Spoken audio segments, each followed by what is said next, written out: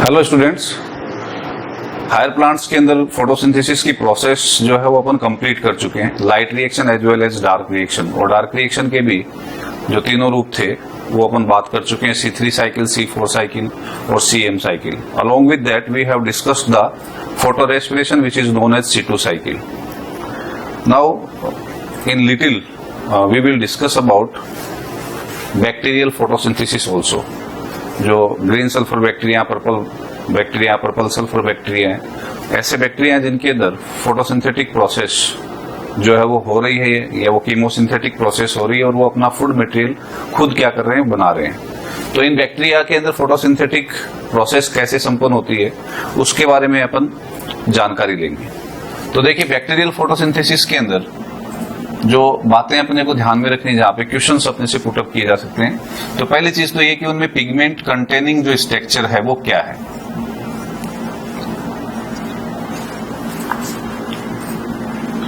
जैसे प्लांट्स में अपन पढ़ करके आए, पिगमेंट कंटेनिंग स्ट्रक्चर जो थे वो क्लोरोप्लास्ट थी, तो यहां पे वो स्ट्रक्चर कौन सी है? That is chromatophore. ठीक है, chromatophore is the particular apparatus or we can say the pigment containing structure. The second one thing, वहां पे अपन ने बात की थी कि क्लोरोफिल ए बी, इसके साथ कैरोटेनॉइड्स, फाइकोबिलिन्स जो थे वो पिगमेंट थे।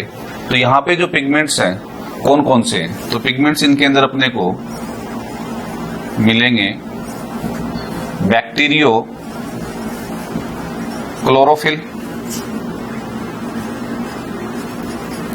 and bacterioviridine.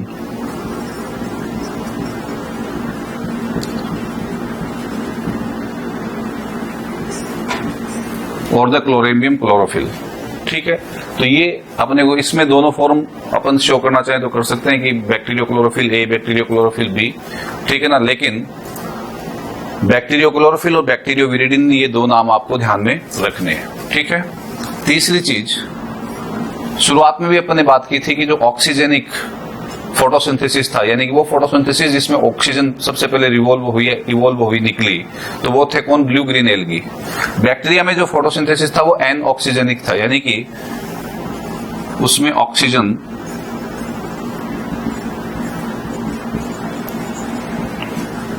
का रिलीज नहीं होता है। ठीक है ना, और उसका रीजन क्या है? क्योंकि इन case of the bacteria there is absence of, because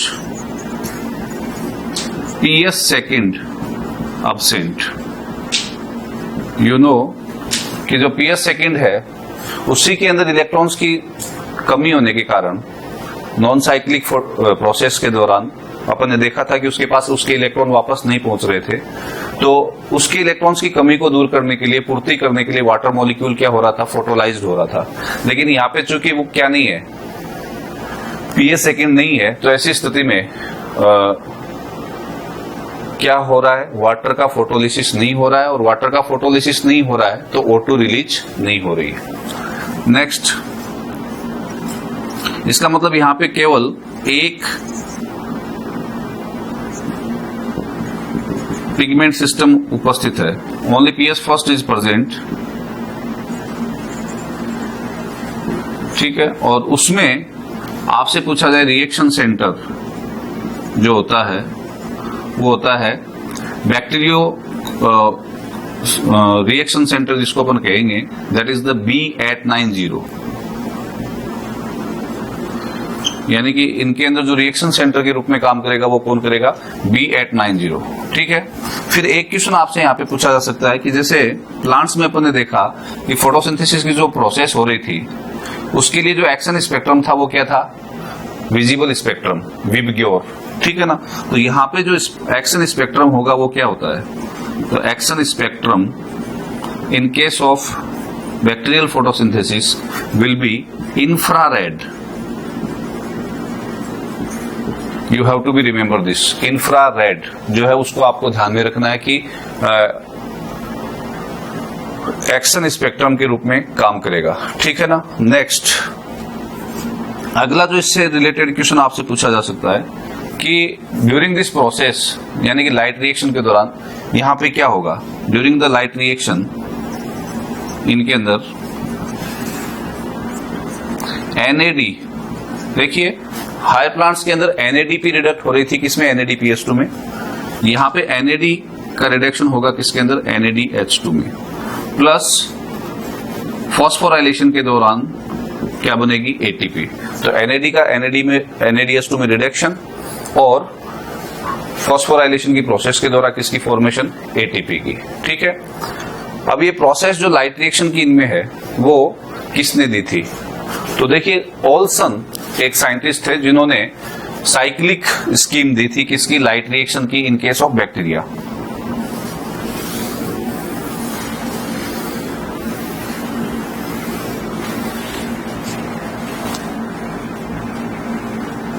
Olson gave cyclic scheme of light reaction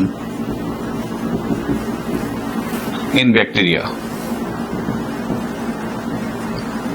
ठीक है, बैक्टीरियल फोटोसिंथेसिस को कंप्लीट एक इक्वेशन के द्वारा अपन शो करना चाहें तो कैसे कर सकते हैं? 6CO2 प्लस 12H2S, क्योंकि वाटर का यूज होता नहीं है।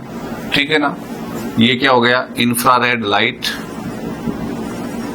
क्या बना? कार्बोहाइड्रेट C6H12O6 प्लस क्या निकल जाएगा? 6H2O plus 12S। ठीक है ना, this is the complete equation of the bacterial photosynthesis. अब देखिए इस प्रोसेस में हमें लाइट रिएक्शन को रिप्रेजेंट करना है जो ओल्सन ने दी थी। तो ओल्सन ने क्या बताया कि जो बैक्टीरियल फोटोसिंथेसिस है उसमें होने वाली जो लाइट रिएक्शन है उसमें ये क्या हो गया? क्रोमेटोफोर। ठीक है, और उसके अंदर ये B890 क्या हो गया? Reaction centre. ये कौन सी लाइट गिर रही है बेटा इसके ऊपर? Infra red. ठीक है, और ये क्लोरोफिल मॉलिक्यूल एक्साइटेड अवस्था में आया और इसने अपने इलेक्ट्रॉन किसको दिए? फेरोडॉक्सिन को। वैसे इनडायरेक्ट पाथ से जाएंगे, याद होगा आपको FRS फेरस रिडक्टिव सिस्टम के पास इलेक्ट्रॉन गए और फिर उसके बाद में किसके पास गए? फेरोडॉक्सिन के पास। ठीक है, वहां से फेरोडॉक्सिन से इलेक्ट्रॉन आते हैं किसके पास? यूबीक्विनोन के पास। यूबीक्विनोन से जो नेक्स्ट आते हैं वो साइटोक्रोम मेंबर है, साइटोक्रोम CC। यहाँ पे ध्यान में रखना, साइटोक्रोम CC। और साइटोक्रोम CC से इलेक्ट्रॉन जाएंगे किसके पास? साइटोक्रोम 555। अब यहाँ पे ध्यान में रखें, जब इलेक्ट्रॉन का मूवमेंट साइटोक्रोम CC से साइटोक्रोम 555 के पास होता है तब ADP और फॉस्फेट के बीच में बॉन्ड बनेगा और क्या बनती है? ATP। और वहां से इलेक्ट्रॉन वापस इसके पास आ गए। ठीक है, लेकिन इसके अंदर अपन ने क्या देखा कि लाइट रिएक्शन में अपन ने क्या बताया कि NADH2 भी बनती है। तो NADH2 की फॉर्मेशन कैसे होती है? तो इसको मॉडिफाई किया गया फिर इस स्कीम को, और मॉडिफाइड रूप में कैसे दिया गया कि जैसे ये B890 क्या हो गया? Reaction centre.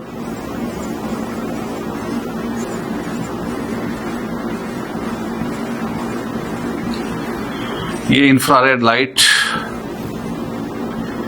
एक्साइटेड अवस्था में आकर के इसने इलेक्ट्रॉन रिलीज किए, वही FRS के माध्यम से इसके पास पहुंचे हैं। ठीक है, अब फेरोडॉक्सिन इन इलेक्ट्रॉन्स को क्या करेगा? NAD रिडक्टेज एंजाइम को दे देगा। फेरोडॉक्सिन NAD रिडक्टेज एंजाइम। ठीक है, और वो क्या करेगा? NAD का रिडक्शन किस में करवा देगा? NADH2 में। इसके लिए अपने को प्रोटॉन्स चाहिए क्योंकि इलेक्ट्रॉन्स तो यहां से आ गए। तो दूसरी ओर क्या होगा? जो रिएक्शन के अंदर अपन ने लिखा था 6CO2 प्लस 12H2S, तो जो H2S है वो क्या होगा बेटा? ब्रेक डाउन होगा। और H2S ब्रेक डाउन होगा तो एक तरफ तो क्या निकलेगी? सल्फर, जो कहां पे चली जाएगी? एटमॉस्फेयर में। दूसरी ओर क्या निकलेंगे बेटा? प्रोटॉन्स। ये प्रोटॉन्स कहां जा रहे हैं? NADP रिडक्टेज एंजाइम के पास। और NAD को इलेक्ट्रॉन मिल गए, इधर से प्रोटॉन मिल गए और उसका रिडक्शन हो गया किसमें? NADH2 में। H2S के टूटने से प्रोटॉन और सल्फर निकले तो साथ में क्या निकला है? इलेक्ट्रॉन्स। ये इलेक्ट्रॉन्स कौन ले लेगा? यूबीक्विनोन। यानी कि क्यूनोन, ठीक है। और क्यूनोन से किसके पास, साइटोक्रोम सी से होते हुए किसके पास आ जाएंगे, साइटोक्रोम 555, और ये इलेक्ट्रॉन इसको वापस मिल गए।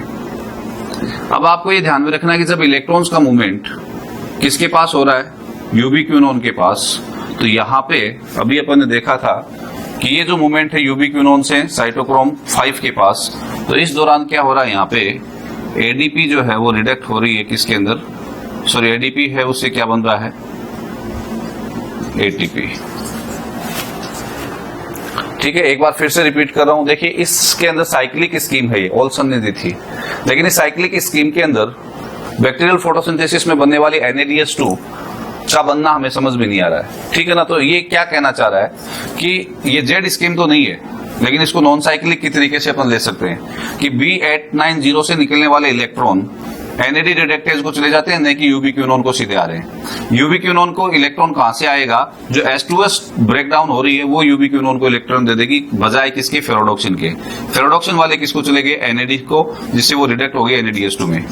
कैसे, NADH2 में रिडक्ट होने के लिए जो प्रोटॉन चाहिए थे वो किसने दे दिए, H2S ने, और जो इलेक्ट्रॉन थे वो किसको दे दिए, सिस्टम को। तो इस दौरान दोनों चीजें बन रही है, एटीपी भी बन रही है और NADH2 भी बन रही है। तो this is called the bacterial photosynthesis, ठीक है ना। बैक्टीरियल फोटोसिंथेसिस में रिएक्शन सेंटर कौन है, B890, और जो लाइट यूज की जा रही है यानी कि एक्शन स्पेक्ट्रम है जिसमें फोटोसिंथेसिस चल रहा है वो कौन सा है, इंफ्रारेड, ठीक है। और ये जो डिवाइस है फोटोसिंथेसिस के लिए काम कर रही है, पूरी डिवाइस को अपन क्या बोल रहे हैं, chromatophore. Is this clear? Who gave this particular representation of the light reaction, Olson जो थे उन्होंने ये साइक्लिक स्कीम के रूप के अंदर इस प्रोसेस को डिफाइन किया था, समझाया था। नेक्स्ट अपन डिस्कस करेंगे डिफरेंसेस बिटवीन या among C3, C4 and CAM cycle. इनसे रिलेटेड कुछ क्वेश्चंस पूछे जा सकते हैं, तो क्वेश्चनली अपन इनके बारे में बात करेंगे, ठीक है ना, कि इनमें तीनों साइकिल्स में क्या क्या डिफरेंस है। तो मैं यहां पे ले रहा हूं बेटा, देखिए कैरेक्टर्स, यहां पे मैं ले रहा हूं C3 साइकिल, ये ले रहा हूं C4 और ये ले रहा हूं CAM। तो 1 बाय 1 करके अपन बात करेंगे, ठीक है ना। सबसे पहले अपन बात करेंगे कि साइकिल जो है वो कहां पे हो रही है, ठीक है ना, कौन सी, प्लेस ऑफ केल्विन साइकिल, ये कैरेक्टर है अपना। तो अब देखिए क्वेश्चंस के रूप में आपसे पूछे C3 साइकिल के अंदर केल्विन साइकिल का जो प्लेस है वो क्या है, लीफ मेसोफिल सेल। कहां पे हो रही है वो, लीफ मेसोफिल सेल में, ठीक है ना। जबकि C4 प्लांट्स में केल्विन साइकिल कहां पे होती है, that is being in the bundle sheath cell. और CM प्लांट्स में याद होगा आपको, मैंने कहा था 2 फेज में होती है, लेकिन होगी पूरी की पूरी कहां पे, मेसोफिल में, ठीक है। तो पहला डिफरेंस ये आप ध्यान में रखेंगे। फिर नेक्स्ट, इनिशियल कार्बोक्सिलेशन कहां पे होता है, कार्बोक्सिलेशन यानी कि प्रारंभिक कार्बोक्सिलेशन, CO2 सबसे पहले कहां पे अटैच होगी, तो in case of the C3 cycle mesophyll cell, यहां पे भी कहां पे, मेसोफिल में। क्यों, क्योंकि फर्स्ट कार्बोक्सिलेशन कहां पे होता है, मेसोफिल सेल में, किसके द्वारा, फॉस्फोइनोल पायरेट पेप्टेज की उपस्थिति में। तो यहां पे भी कहां पे होगा, मेसोफिल में। तो फर्स्ट कार्बोक्सिलेशन तीनों ही जगह पे अगर अपन देखें तो वो कहां पे हो रहा है, कहां पे, मेसोफिल सेल में, ठीक है। Third one thing, types of cells जो इन्वॉल्व हैं किसके अंदर, CO2 फिक्सेशन के अंदर। Types of cells involve in CO2 fixation. तो C3 प्लांट के अंदर पूरी की पूरी साइकिल जो है वो कहां पे हुई थी, मेसोफिल सेल की क्लोरोप्लास्ट में। तो यहां पे 1, लेकिन यहां पे देखिए पूरी प्रोसेस जो उसमें से कुछ पार्ट, पहला प्राइमरी कार्बोक्सिलेशन कहां पे हुआ था, मेसोफिल सेल में, और सेकेंडरी कहां पे हुआ था बेटा, बंडल शीथ सेल में। तो यहां पे कितने टाइप की सेल हैं, 2। लेकिन CM प्लांट्स में साइकिल तो C4 की तरह होती है, लेकिन कंप्लीट वो पूरी की पूरी कहां पे होती है, मेसोफिल सेल में ही। तो इसका मतलब वहां पे भी टाइप ऑफ सेल जितने पार्टिसिपेट कर रहे हैं वो कौन है, 1। ठीक है, नेक्स्ट प्राइमरी CO2 एक्सेप्टर। बताइए C3 साइकिल में प्राइमरी CO2 एक्सेप्टर कौन था, याद होगा आपको, RUBP, राइबोलोज बाइफॉस्फेट। C4 के अंदर कौन था, फॉस्फोइनोल पायरेट। और CM साइकिल में कौन था, अरे बोलिए, फॉस्फोइनोल पायरेट। ठीक है, फिर next number of carbons in primary CO2 acceptor. यहां पे कितने हैं, 5। यहां पे कितने बेटा, 3। यहां पे कितने, 3। फॉस्फोइनोल पायरेट के अंदर कितने कार्बन थे, 3। और इनके अंदर क्या है, बोलिए, RUBP में कितने हैं, 5। ठीक है, next rubisco presence, rubisco enzyme की प्रेजेंस। तो रूबिस्को एंजाइम की प्रेजेंस यहां पे यस, इसमें भी होती है यस, यहां पे बंडल शीथ में होती है, ठीक है ना, और इसमें भी यस। तो रूबिस्को की प्रेजेंस जो है वो होगी तीनों के अंदर। नेक्स्ट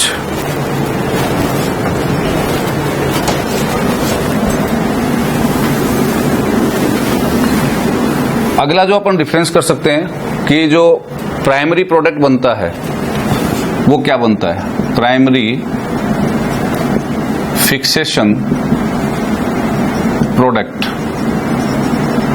बताइए, यस, PGA फॉस्फोग्लिसरिक एसिड, यहां पे ऑक्जेलो एसिटिक एसिड, और यहां पे ऑक्जेलो एसिटिक एसिड और malic acid. Is this clear? ठीक है, नेक्स्ट पैपकेज प्रेजेंस। तो ये आपको बता दूं, देखिए C3 प्लांट्स में भी पैपकेज है, यस, यहां पे भी होगा यस, यहां पे भी होगा यस। तो ये अपने को ध्यान में रखना है कि तीनों ही अवस्थाओं के अंदर पैपकेज मिलेगा। ठीक है ना, ठीक है, नेक्स्ट फिर आपसे पूछा जा सकता है रूबिस्को की प्रेजेंस।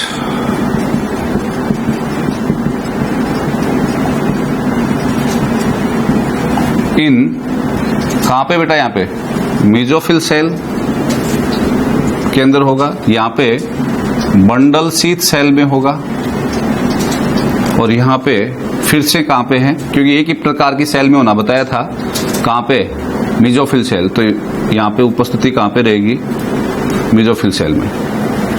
ठीक है, क्लियर है, mesophyll cell, bundle sheath cell और मेसोफिल सेल। ठीक है, नेक्स्ट रेट ऑफ फोटोसिंथेसिस, ये बहुत ही इंपॉर्टेंट है, या CO2 फिक्सेशन रेट। यहां पे आपसे क्वेश्चन पूछा जा सकता है, CO2 fixation rate under situation जो है, या करेक्टर क्या, अंडर हाई लाइट इंटेंसिटी। तो ये ध्यान में रखना बेटा कि under high light intensity C3 plants के अंदर CO2 फिक्सेशन रेट जो होगी वो मीडियम होगी, लेकिन इन case of the C4 plants याद होगा आपको कैसी होगी, हाई। ठीक है, और यहां पे फिर से कैसी होगी, मीडियम। तो this has to be remember, ये अपने को रिमेंबर रखना है। ठीक है, अब बात आती है नेक्स्ट कैरेक्टर की। तो अपन बात करते हैं किसकी, क्लोरोप्लास्ट।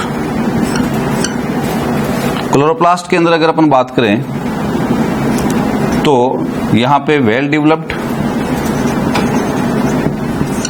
किसके अंदर, C3 प्लांट्स के अंदर। C4 प्लांट्स के अंदर अगर अपन बात करें तो मेसोफिल सेल में, मेसो लिख रहा हूं, मेसोफिल सेल में कैसे हैं, अरे बोलिए, ग्रेनल, और बंडल शीथ सेल में कैसे हैं, एग्रेनल। ठीक है, साथ ही मेसोफिल सेल में नंबर कम है, यहाँ पे नंबर क्या है, ज्यादा है। ठीक है, यहाँ पे मेसोफिल सेल के अंदर क्या मिलेंगे आपको, बोथ टाइप, एक ही सेल के अंदर दोनों प्रकार के आपको मिलेंगे। ठीक है, नेक्स्ट अगला जो कैरेक्टरिस्टिक है जिसके आधार पे क्वेश्चन पूछा जा सकता है वो है फोटो रेस्पिरेशन।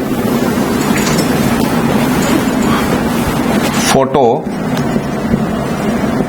रेस्पिरेशन, ये सब चीजें हुई है अपनी, लेकिन अपन ने इनको निकाल लिया अब आगे। ठीक है ना, फोटो रेस्पिरेशन यहां पे यस, नेग्लिजिबल,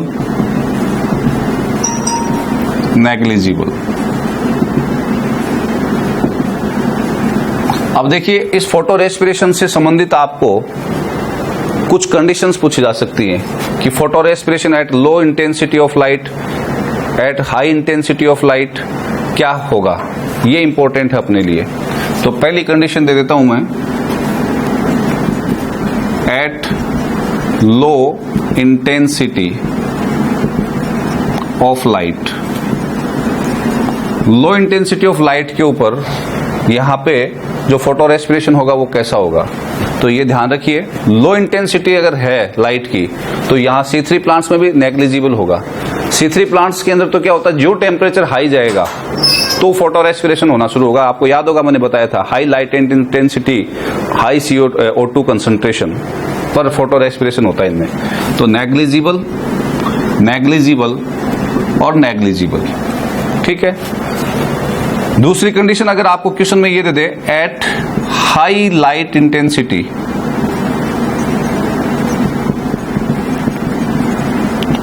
तो फिर बेटा यहां पे आपको लिखना है कि फोटो रेस्पिरेशन होगा भी और वो भी हायर रेट पे।